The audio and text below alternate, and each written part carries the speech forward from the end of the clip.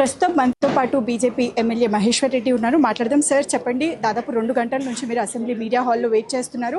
అంటే ఇప్పుడు మంత్రి రాకపోతే నిజంగానే సవాల్ని స్వీకరించలేదు అనుకుంటారా, పారిపోయినట్టు అని అనుకుంటున్నారా? ఖచ్చితంగా పొంగులేటి శ్రీనివాసరెడ్డి గారు సమాధానం చెప్పాలని, మరి చర్చలో డిబేట్లో పాల్గొనాలని మేము కోరుతా ఉన్నాం. ఒకవేళ వారు ఈ సవాల్ని స్వీకరించకుంటే తప్పు చేసినట్టు ఒప్పుకోవాల్సిందే. వారు నిన్ననే క్షమాపణ చెప్పిండు. నేను అడుగుతా ఉన్నాను, ప్రజాస్వామ్యంలో క్షమాపణ చెప్తే మరి తప్పు ఒప్పవుతుందా? మరి నువ్వు బాధ్యత తీసుకోవాల్సిన బాధ్యత, అకౌంటబిలిటీ తీసుకోవాల్సిన బాధ్యత నీ మీద లేదా?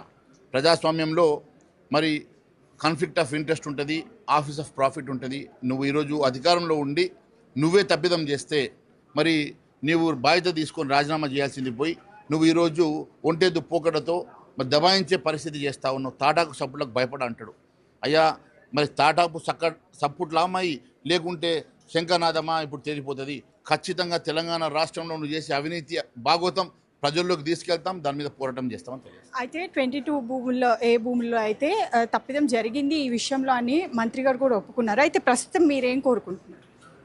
22A తప్పిదం చేయడానికి చిన్న తప్పు కాదండి. ఇది దాదాపు లక్షల ఎకరాల భూమి ఈరోజు మీరే ప్రొహిబిటెడ్ లిస్ట్లో పెట్టి మీరే దాన్ని మరి ప్రొహిబిటెడ్ లిస్ట్కి వెళ్ళి బయటకు తీసుకొస్తున్నంటే ఎంత పెద్ద అవినీతి జరిగిందో మరి తేట తెల్లం అవుతున్నది.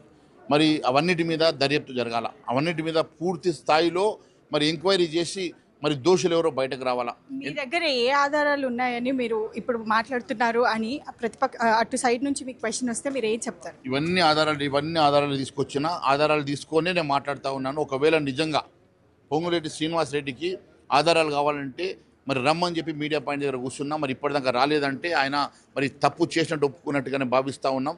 ఖచ్చితంగా దీని మీద మేము ఇంకా ప్రణాళిక ముందుకు చేసి ఆయన రాజీనామా చేసే వరకు పోరాటం చేస్తామని తెలియజేస్తాం. సార్, అయితే మీ పోరాటం ఆయన అక్రమ ఆస్తుల మీదనా లేకపోతే 22A భూముల విషయంలో జరిగిన దానిపైన? ఈ రాష్ట్ర ప్రభుత్వం చేసే అరాచకాల మీద, ఈ రాష్ట్ర ప్రభుత్వం చేసే అవినీతి మీద, ఈ రాష్ట్ర ప్రభుత్వం చేసే భూ దందా మీద, ఈ రాష్ట్ర ప్రభుత్వం చేసే అనేకమైనటువంటి అవినీతి ఆరోపణల మీద మేము చేస్తున్నాం. ప్రజాపక్షాన ప్రజల కోసం పోరాటం చేస్తూ ఉన్నాం. ప్రజల పక్షాన్ని నిలబడతాం. భారతీయ జనతా పార్టీ ఈ రంగం ముందుకు పొంగులేటి శ్రీనివాసరెడ్డి రాజీనామా చేసి ఈ దర్యాప్తు ఏదైతే మరి 22A మీద జరిగినటువంటి అవినీతి అంశం మీద క్లారిటీతో దర్యాప్తు జరగాలని డిమాండ్ చేస్తాం. హౌస్ కమిటీ వేయాలని డిమాండ్ చేస్తాం.